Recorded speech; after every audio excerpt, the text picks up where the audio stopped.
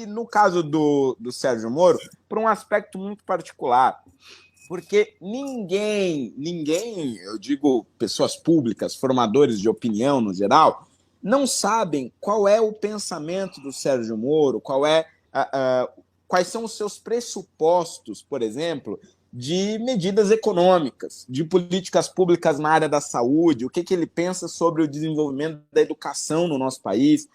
Eles não sabem, por exemplo, o que o Sérgio Moro pensa sobre a recuperação econômica do Brasil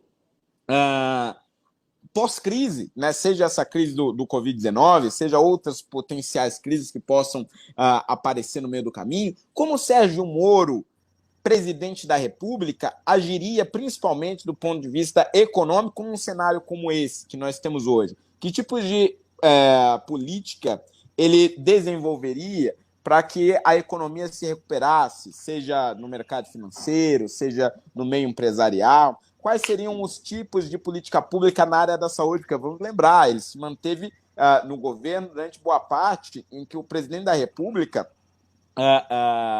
tinha a ideia de que, não, reabre tudo e dá cloroquina para o povo. Quer dizer, ele se manteve lá em um governo que defendia políticas de saúde, no mínimo, questionáveis, né? Então, o que o Sérgio Moro pensa sobre outras coisas que não o combate à corrupção?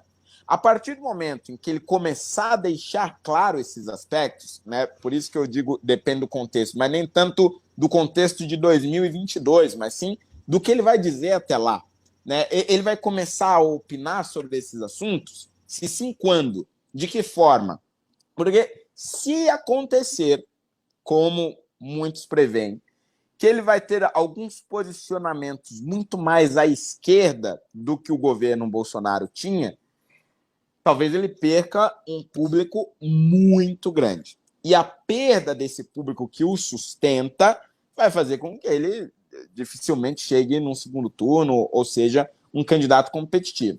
Se os posicionamentos dele corresponderem ao que essas pessoas imaginam, ele sai dali com uma base. Mas veja bem, essa base não é aquela de 50%, de 60%, que inclusive já começou a se esvaziar, conforme algumas pesquisas demonstraram recentemente. É uma base ali de cerca de 30% ou 25% da população que gosta dele, independente do que aconteça até 2022, desde que os ideais dele referente às outras áreas de administração do Estado sejam convergentes com aquilo que esses 25% espera, que é um posicionamento mais à direita, flexível, inclusive na posse de armas, apesar de eu achar que esse assunto está ficando cada vez mais em baixa, ser a favor de uma economia de livre mercado, mesmo que um pouquinho mais ao centro se comparar com esse governo, mas ainda assim defendendo pautas como privatizações, etc. Isso para falar do eleitorado de classe média.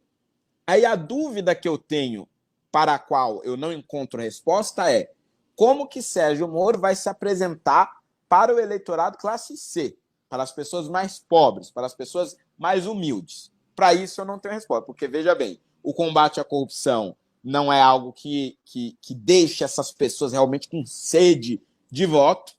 A história de vida, que poderia ser algo que motivasse, né, ou que criasse alguma conexão, não é muito interessante, né, quando você olha para a vida do Sérgio Moro, uma vida bem pacata, aliás, porque é isso que o Lula fazia, por exemplo, ele conectava a história de vida dele de superação com a do povo pobre do país. A Marina tentou fazer isso nas duas primeiras, na primeira eleição nem tanto, mas naquela em que o Eduardo Campos morreu, em 2014, ela tentou muito fazer essa conexão e, ao meu ver, ela fez bem até.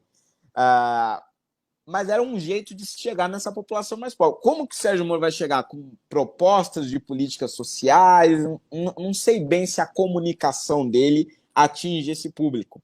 E não sei se a base dele na classe média será suficiente para ele criar um discurso para essa população. Então, a grande questão é essa, né? Quais são os posicionamentos dele referente a essas outras áreas de Estado e qual discurso ele vai desenvolver para a camada mais pobre do país.